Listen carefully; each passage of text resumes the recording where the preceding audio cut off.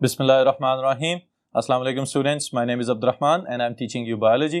Students, इस session में हम स्टार्ट करने जा रहे हैं one of the most important topics of the first part of chapter number 9 and that is about evolution of leaf. पत्ते किस तरह से आपको बनते हुए नजर आते हैं, उनके अंदर कौन कौन सी तब्दीलियां और कितने मिलियन साल लगे हैं इनको यहाँ तक पहुँचते हुए कि आज के वेल डिफाइंड लीव्स आपको जो नजर आ रहे हैं वो कौन कौन सी चेंजेस के थ्रू बने हैं, इन सब चीजों को हम आज के सेशन में डिस्कस करेंगे। ऑलराइट, तो डिटेल्स बोर्ड पे।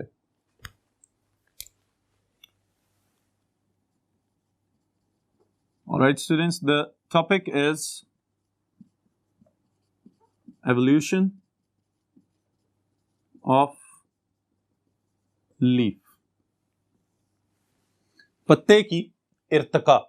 ऑलराइट, अब ये जो टॉपिक हमारा बन रहा है इसी से हमें इस बात का पता चलता है कि इससे पिछले जो पौधे अभी तक हम पढ़ के आए हैं, यानी कि अर्लीस्ट ट्रेकियोफाइट्स और उससे पहले ब्रायोफाइट्स और उससे पहले ग्रीन एल्गी, उन सब के अंदर कहीं भी ट्रू लीव या बड़े या वेल डेवलप्ड पत्ते की तरह का स्ट्रक्चर मौजूद नहीं था। ऑलराइट, इवन के जो मोस्ट रीसेंट आपने सेशन देखा है बिल्कुल इससे पीछे वाला, उसमें क्या मौजूद है कि साइलोप्सिड्स आर द फर्स्ट ट्रेकियोफाइट्स, और उन ट्रेकियोफाइट्स के अंदर भी ना तो ट्रू रूट्स अभी तक डेवलप हो सकी हैं और ना ही उसके साथ ट्रू लीव्स डेवलप हुए हैं। ओके, बल्कि एक अंडरग्राउंड स्टेम डेवलप हुआ है जिसके पास वैस्कुलर टिश्यूज मौजूद हैं और उसके साथ ही साथ उसकी कुछ इरेक्ट ब्रांचेस डेवलप हुई हैं जिनके पास वैस्कुलर टिश्यू मौजूद है and there is solid vascular bundle जिसके दरमियान में पिथ मौजूद नहीं होती। ऑलराइट, तो ये एक दो पॉइंट्स हम लिख लेते हैं, फिर उसके बाद फर्दर डिटेल्स में चलते हैं।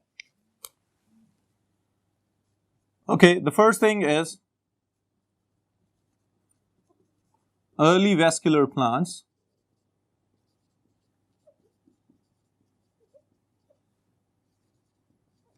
did not have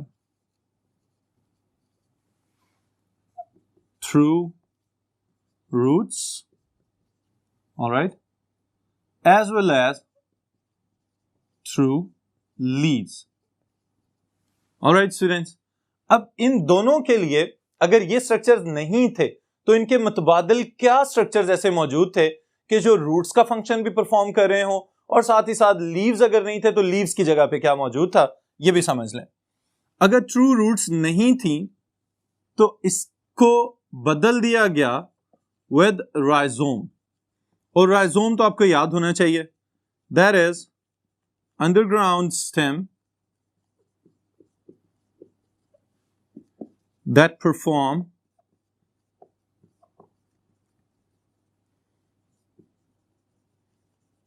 functions of roots. Alright, rhizome वो अंडरग्राउंड स्टेम है जिसके ऊपर राइजोइड्स मौजूद हो सकते हैं और इसका काम क्या है, न्यूट्रिएंट्स और वाटर को एब्जॉर्ब करना और अपर एरियल ब्रांचेस की तरफ भेज देना। ओके, फिर उसके साथ ही साथ जो दूसरा हिस्सा राइजोम के अलावा स्टेम वाला मौजूद है उसको हम बोलते हैं स्टूडेंट्स नेकेड स्टेम। ऑलराइट, अब नेकेड स्टेम से क्या मुराद है कि इसके ऊपर कोई लीफ कवर मौजूद नहीं था। जैसे हमारे इर्द गिर्द हमें हायर प्लांट्स नजर आते हैं, उनके ऊपर बहुत सारे लीव्स हैं राइट लेफ्ट साइड पे और कईयों के जो है वो सर्कुलर सिमेट्री में नजर आ रहे होते हैं, लेकिन यहां पे इन प्लांट्स के अंदर कोई भी लीव्स या लीफ लाइक स्ट्रक्चर्स मौजूद नहीं थे। इस वजह से हम इनको कह रहे हैं they were naked branches. Okay, without leaves. Alright, अब दूसरी तरफ हमने यहां पे लिखा है ट्रू लीव्स भी नहीं थे। ओके, अगर ट्रू लीव्स नहीं थे तो इसकी जगह पे क्या मौजूद था, तो उसके लिए स्टूडेंट्स हमारे पास एक प्लांट है that is known as Cooksonia. Alright, it is the member of Psilopsida और इसके पास क्या खसूसियत हमें नजर आती है कि इसका जो मेन एक्सेस, जो मेन स्टेम था, उस स्टेम के ऊपर छोटे छोटे स्केल लाइक आउटग्रोथ्स बने हुए नजर आते हैं। ऑलराइट, अब ये जो आउटग्रोथ्स बने हुए नजर आते हैं they were leaf like structures but they were not true leaves. Okay, इनको हम हायर प्लांट्स के पत्तों के साथ कंपेयर नहीं कर सकते क्योंकि इनके पास दरमियान में कोई भी वैस्कुलर टिश्यू या वैस्कुलर बंडल मौजूद नहीं था। ऑलराइट, यहां तक समझ आ गई आपको? तो ये चीजें हैं कि अगर ना ट्रू लीव्स हैं और ना ही ट्रू रूट्स हैं तो उनके मुतबादिल कौन कौन से स्ट्रक्चर्स इनके पास मौजूद हैं। फोटोसिंथेसिस की अगर हम ये बात करें कि लीव्स नहीं थे तो फोटोसिंथेसिस कौन करता था, तो याद रखिएगा the sporophyte of the tracheophytes it is photosynthetic. उसकी जो एरियल ब्रांचेस है वो सारी की सारी ग्रीन है। अगर ग्रीन है तो इसका मतलब ये है कि they have chloroplast and they can perform their photosynthetic process by themselves. Okay, फिर उसके आगे अगर स्टूडेंट्स हम नेक्स्ट देखें तो हमें ये याद आएगा कि ये तो पहला ग्रुप है ट्रेकियोफाइट्स का। फिर अगर इनके पास लीव्स नहीं है तो लीव्स अपीयर कौन सी क्लास में और कौन से ग्रुप में जाके होना शुरू में। ओके, तो उसके लिए याद रखिएगा lycopods, okay, the members of Lycopsida, ये पहला ग्रुप है जिसको ये क्रेडिट दिया जाता है कि इनके अंदर लीव्स नजर आना शुरू में, ओके, या ट्रू लीव्स नजर आना शुरू में। और उन ट्रू लीव्स को हम डिवाइड कर रहे हैं into two different types. The first one are microphylls, alright, micro छोटे, फिल्स पत्ते, ऑलराइट। इन पत्तों की जो शक्ल है वो हमें इस तरह से नजर आती है कि जैसे स्केल लाइक आउटग्रोथ हो और इनके दरमियान में एक ही सिंगल वेन मौजूद हो, alright. These are known as microphylls, alright students. अब ये तो एक ही सिंगल और दरमियान में मौजूद वेन की वजह से साइज भी छोटा है इनका, तो इसलिए हमने इनको कह दिया microphylls. On the other side there are the big ones that are known as megaphils.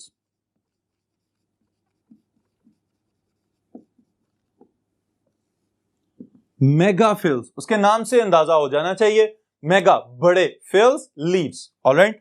तो यहां पे किस तरह के पत्तों की बात हो रही है, देयर आर बिगर, ऑलराइट, और इनके पास एक तो सेंट्रल वेन मौजूद है जिसको हम मिडरिब कह सकते हैं, और उसके साथ ही साथ फर्दर ब्रांच लाइक स्ट्रक्चर्स भी अटैच्ड हैं या एसोसिएटेड हैं जो कि हमें अपने इर्द गिर्द मौजूद हायर प्लांट्स में भी नजर आ सकते हैं, ऑलराइट।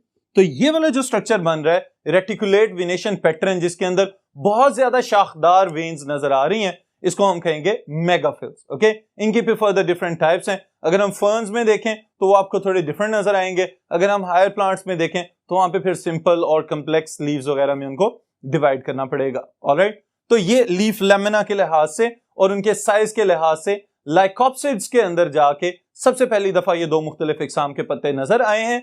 लेकिन स्टूडेंट्स अब देखें, पहला ग्रुप है हमारे पास Psilopsida, okay, the earliest vascular plants, और उसके बाद हम बात कर रहे हैं लाइकोप्सिड्स या लाइकोपोड्स की। इनके अंदर हमें 7 ही लीव्स नजर आना शुरू हो गए। अब हमारी किताब के सीक्वेंस के लिहाज से तो ये सिर्फ एक सफे का डिफरेंस है, लेकिन एवोल्यूशन की नजर में इससे 15 से 20 मिलियन साल या इससे भी ज्यादा वक्त लगा है कि सिंपल ब्रांच लाइक स्ट्रक्चर्स को कन्वर्ट किया गया into branched, highly branched and then the laminated structures, जिसको हम आज लीफ कह रहे हैं, ऑलराइट। तो इसके लिए चंद हाइपोथेसिस प्रपोज किए गए, उनमें से जो सीक्वेंस हमारी बुक के अंदर जिन चेंजेस का इंक्लूड किया गया है जो हमारे सिलेबस में शामिल है उसको हम डिस्कस करते हैं अभी। Okay, this is about the evolutionary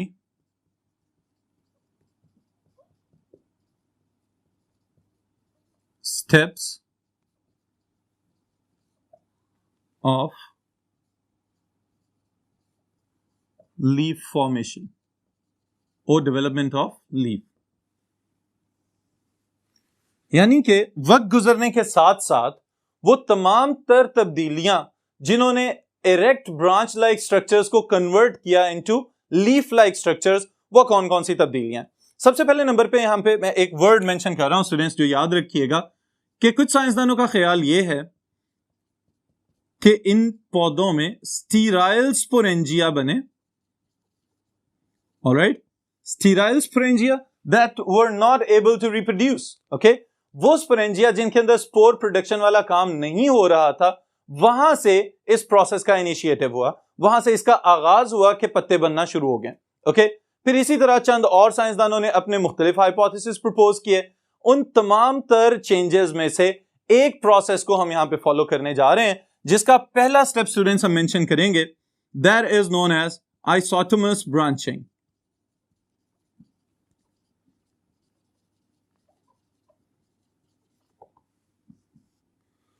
और ये याद रहे कि हम इसके अंदर मेगाफिल की डेवलपमेंट की बात करेंगे कि मेगाफिल्स जो हाईली ब्रांच्ड लीव्स हैं वो किस तरह से इवॉल्व हुए। अब पहला स्टेप स्टूडेंट्स मैंने यहां पे मेंशन किया है जिसमें लिखा हुआ है आइसोटोमस ब्रांचिंग। ओके, अब इससे क्या मुराद है कि नई ब्रांचेस तो निकल रही हैं, ओके, और ये तमाम की तमाम ब्रांचेस, अगर लेट्स से आपकी वो इरेक्ट ब्रांचेस वाला एक प्लांट आपके पास मौजूद है जो कि फोटोसिंथेटिक ग्रीन ब्रांचेस पे मुश्तमिल है, इसके जो टॉप के ऊपर हमेशा जब भी दो शाखें निकलेंगी और इस प्रोसेस को हम कहेंगे डाइकोटमी, ओके, और डाइकोटोमस ब्रांचिंग।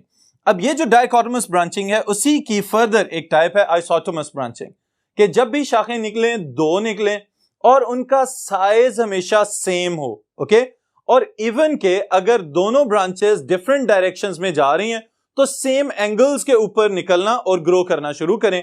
इस प्रोसेस को हम कहते हैं आइसोटोमस ब्रांचिंग। ओके, इस चीज को हम यहां पे लिख भी लेते हैं, the resultant branches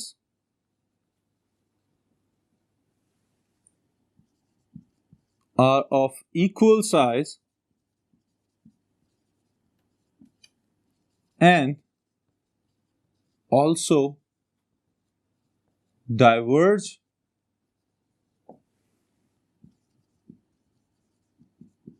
at similar angles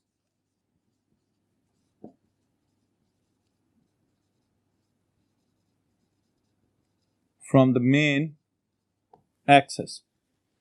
ji students, अब जरा इसको फिर से एक मर्तबा मैं समझा रहा हूं आपके लिए कि हमारे पास मेन एक्सेस क्या होता है, जो मेन स्टेम, जो मेन ब्रांच जमीन से ग्रो करती हुई ऊपर की तरफ आ रही थी। उसके बाद क्या हुआ कि दो ब्रांचेस निकली। अब दो ब्रांचेस निकल रही हैं तो इस पैटर्न को हम कहते हैं डाइकोटोमस ब्रांचिंग पैटर्न। ओके, अब ये जो रिजल्टेंट ब्रांचेस असल में इनको कह रहा है कि जो दो शाखें निकली हैं, अब फर्दर इनके ऊपर जब कभी भी ब्रांचेस निकलना शुरू होंगी तो वो ब्रांचेस हमेशा इक्वल साइज की होंगी, ओके, और साथ ही साथ दोनों के एंगल्स जो हैं वो भी हमेशा एक ही जैसे होंगे, जिसकी वजह से हमने इसको कहा है कि दिस इज आइसोटोमस ब्रांचिंग। ओके, कि ये एक ही जैसी शाखें हमेशा निकलती चली जाएंगी। यूं समझें कि अगर राइट साइड वाली ब्रांच जो है वो ग्रो कर रही है तो लेफ्ट साइड वाली ब्रांच ग्रो करते हुए it will appear to be like it's twin branch. Okay, वो बिल्कुल हमेशा जोड़ी की तरह, आइडेंटिकल ट्विन ब्रांचेस की तरह नजर आएंगे आपको। ऑलराइट, लेकिन इसके ऑपोजिट एक और प्रोसेस भी समटाइम्स ऑब्जर्व किया गया, and that is known as anisotomous branching.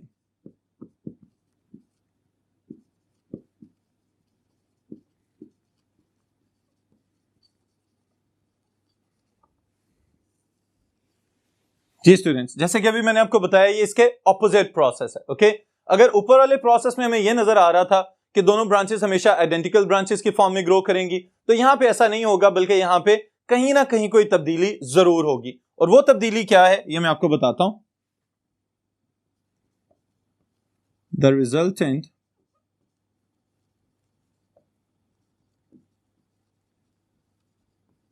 branches may not be of equal size and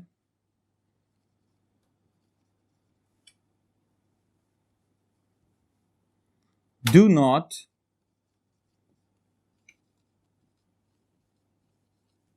diverge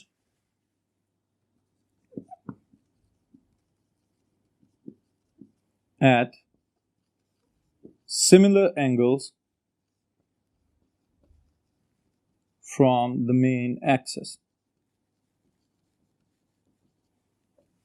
alright students, अब देखें ऊपर वाली ही स्टेटमेंट को मैंने थोड़ा सा तब्दील कर दिया है ताकि आपको याद रखने में आसानी हो। ओके, और उस चेंज में आपको दो वर्ड्स डिफरेंट नजर आए हैं सिर्फ। पहला लफ्ज क्या है, the branches may not be of equal size, कि हो सकता है अब इनका साइज, जो इनकी हाइट थी वो उतनी नहीं है जैसे आइसोटोमस में हमें इक्वल कॉपीज नजर आ रही थी। यहां पे हो सकता है एक शाख छोटी रह जाए और दूसरी शाख उससे कंपैरेटिवली बड़ी हो जाए।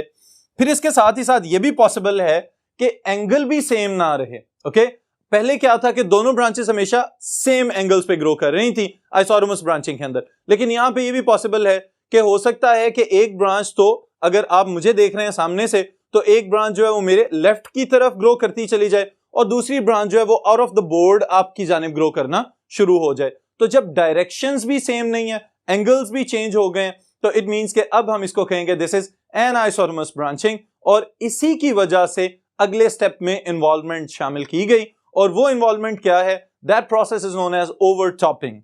ओके,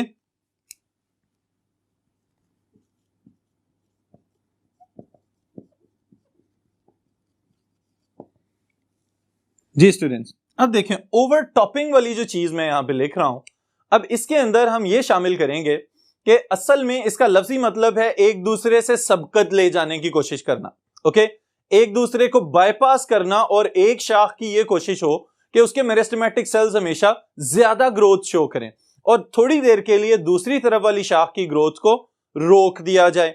लेकिन इसके साथ ही साथ जो ओवरऑल ग्रोथ हमें पौधे की नजर आए वो 3 डायमेंशनल ग्रोथ हो। ऑलराइट, तो इस चीज को स्टूडेंट्स हम कहते हैं ओवरटॉपिंग। ओके, अब इसमें क्या है, जो डाइकोटोमस ब्रांचिंग में 2 ब्रांचेस निकल रही थी, एक ब्रांच ज्यादा ग्रो करे और दूसरी ब्रांच उसकी निस्बत थोड़ा सा कम ग्रो करे, लेकिन इसके साथ ही साथ अनइक्वल ग्रोथ है एट डिफरेंट और रैंडम एंगल्स। तो इस वजह से हम ये कहेंगे कि इसका बिखेर और इसका फैलाव आमतौर पे जो आइसोटोमस ब्रांचिंग के अंदर नजर आता है उससे कई गुना ज्यादा होगा।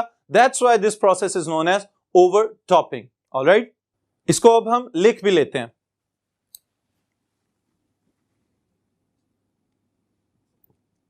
Extreme version of an isotomous branching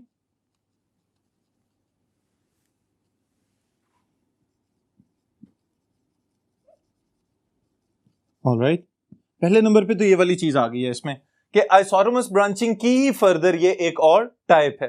okay, फिर इसके साथ ही स्टूडेंट्स आपके लिए मैं इसको स्प्लिट कर रहा हूं 2 डिफरेंट पॉइंट्स के अंदर।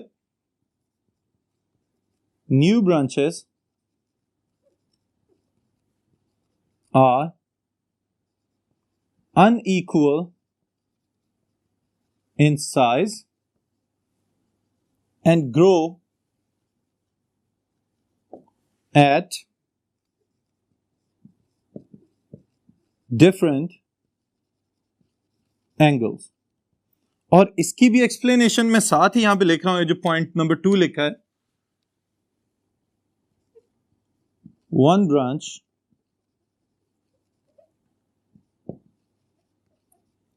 tend to grow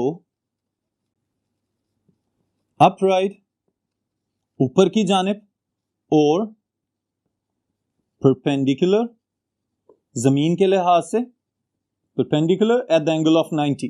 okay, and other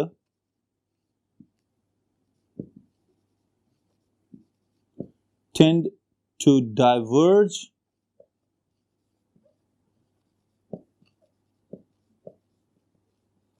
at different angles, thus forming more branches। Alright students, अब सारे का सारा जो ओवरटॉपिंग का प्रोसेस है उसकी समरी हमने यहां पे मेंशन कर ली है। ओके, कि इस प्रोसेस में क्या होगा कि डाइकोटमी अभी भी बरकरार है, शाखें 2 की सूरत में निकल रही हैं, लेकिन एक ब्रांच उसमें से हमेशा अपराइट या सीधी ग्रोथ शो करेगी, और दूसरी ब्रांच जो है वो इतनी ज्यादा शाखें बना दे कि इर्द गिर्द सारे का सारा एरिया जो है वो ज्यादा से ज्यादा शाखदार होता चला जाए। ऑलराइट, ये है हमारे पास आपकी बुक के अंदर पहला पॉइंट ओवरटॉपिंग। लेकिन याद रहे कि overtopping itself is included in anisotomous branching, और एनाइसोटोमस ब्रांचिंग की जो सिंपलेस्ट टाइप थी that was the isotomous branching, जिसके ऑपोजिट हमें एनाइसोटोमस ब्रांचिंग को पुट करना पड़ा। ऑलराइट, फिर उसके बाद स्टूडेंट्स अगर नेक्स्ट चलें हम, तो अगला स्टेप जो एवोल्यूशन में नजर आता है दैट इज प्लेनेशन।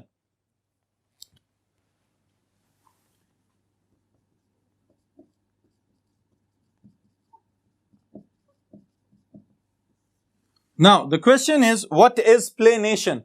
अब स्टूडेंट्स याद रखिएगा, ओवरटॉपिंग की वजह से जो ग्रोथ पैटर्न बन रहा था दैट वाज 3 डायमेंशनल। ओके, यहां पे उसको रिड्यूस कर दिया गया। ओके, और इसको समटाइम्स रिडक्शन हाइपोथेसिस भी कहा जाता है कि आहिस्ता आहिस्ता आहिस्ता शाखों की तादाद में और उनकी एंगुलर ग्रोथ में कमी होना शुरू हुई और 3 डायमेंशनल ग्रोथ की बजाय 2 डायमेंशनल ग्रोथ हमें 2 प्लेन्स में नजर आना शुरू हो गई। ऑलराइट, इस प्रोसेस को हम कहते हैं planation.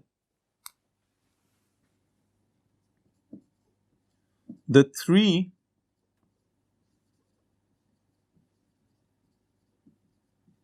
dimensional or plane growth was reduced to 2 plane growth. Alright, अब इसमें क्या हो रहा है स्टूडेंट्स, याद रखिएगा कि जो फैलाव था प्लांट्स का वो आहिस्ता आहिस्ता आहिस्ता कम होना शुरू हो गया। ओके, क्योंकि अगर आप गौर करें जो हमें लीव्स जितने भी नजर आ रहे हैं वो ज्यादातर डॉर्सोवेंट्रली कंप्रेस्ड होते हैं, फ्लैट होते हैं बिल्कुल। ओके, अगर उन शाखों का फैलाव उसी तरह से रहता और बहुत ज्यादा बिखरी हुई ब्रांचेस मौजूद होती तो लीव्स जो हैं वो भी बिल्कुल बंद पेटल्स की तरह के, जब पत्तियां बंद होती हैं और वो एक फ्लावर बर्ड आपको नजर आता है कली की फॉर्म में, तो ये भी पॉसिबल था कि सब के सब जितने भी पत्ते बनते उन सब की अपीयरेंस उसी तरह से होती। लेकिन कुदरत ने ऐसा नहीं किया, बल्कि ज्यादा से ज्यादा सरफेस एरिया अवेलेबल बनाना था for the absorption of sunlight. तो इस वजह से प्लेनेशन के स्टेप को अडॉप्ट कर लिया गया और इसके अंदर इस शक्ल में 2 प्लेनर शक्ल के अंदर लीफ की शक्ल को बदल दिया गया। ऑलराइट, ये याद रखिएगा कि जैसे ही 3 डायमेंशनल से 2 डायमेंशनल फ्लैट लीव्स बनना शुरू हुए तो इस वजह से असल में क्या किया जा रहा है, ज्यादा से ज्यादा सरफेस एरिया को अवेलेबल बनाया जा रहा है for the absorption of sunlight as well as the carbon dioxide by the presence of stomata. Alright, फिर इसी चीज को अगर हम फर्दर लेके चलें तो एक और तब्दीली शाखों के बाद, that is known as fusion और webbing.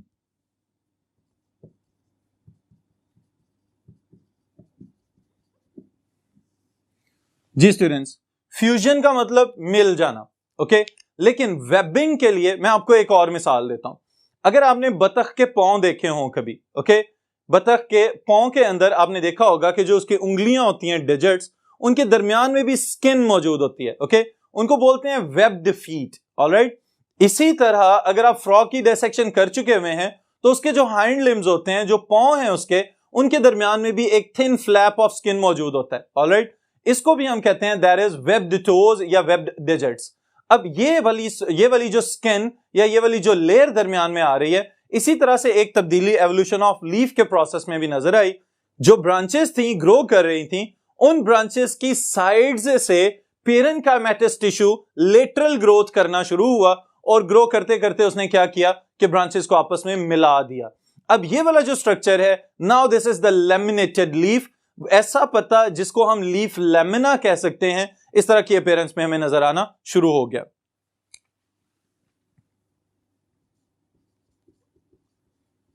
Lateral growth of cells from branches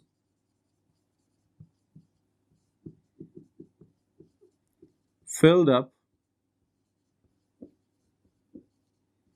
the space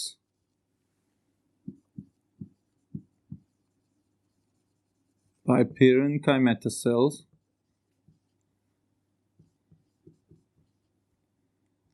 alright, इस प्रोसेस को हम कह रहे हैं फ्यूजन और वेबिंग।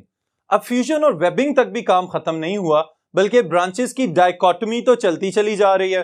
तो जो अल्टीमेट कंप्लेक्सिटी हमें किसी भी लीफ के अंदर नजर आती है वो वही है जो बिल्कुल स्टार्ट में स्टूडेंट्स मैंने आपको बताया था, मेगाफिल्स की पहचान, और वो क्या है, that is known as reticulate venation.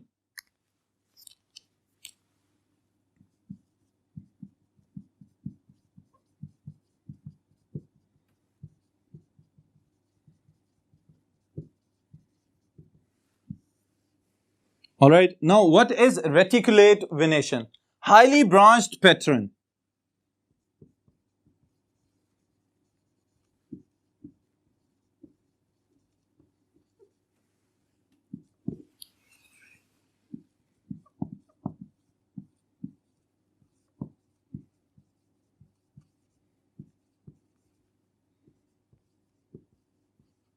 Highly branched pattern formed by the veins within the leaf lamina. This is known as reticulate venation. Okay, बहुत ज्यादा शाखदार शाखें बनती चली जाएं और वो वेन्स जो हैं वो फूड और न्यूट्रिएंट्स वगैरह को सप्लाई करें। तो इस तरह की ये जो ब्रांचेस या नेटवर्क आपको नजर आता है किसी भी लीफ लैमिना के अंदर, this is known as reticulate venation. Alright students, अब ये पूरा प्रोसेस हमने तो चंद मिनटों में खत्म कर लिया है, लेकिन स्टूडेंट्स इस पूरे प्रोसेस को मिलियंस तक साल लग चुके हुए हैं। उसके लिए एक मल्टीपल चॉइस क्वेश्चन स्टेटमेंट है, इसको भी यहां पे हम मेंशन कर लेते हैं साथ ही। This is evolution of leaf took more than 15 to 20 million years. Alright, इसका मतलब यह है कि इतना ज्यादा वक्त लगा है कि ब्रांच लाइक पैटर्न से लीफ लाइक पैटर्न तक ये वेजिटेटिव स्ट्रक्चर्स तब्दील हो सकें।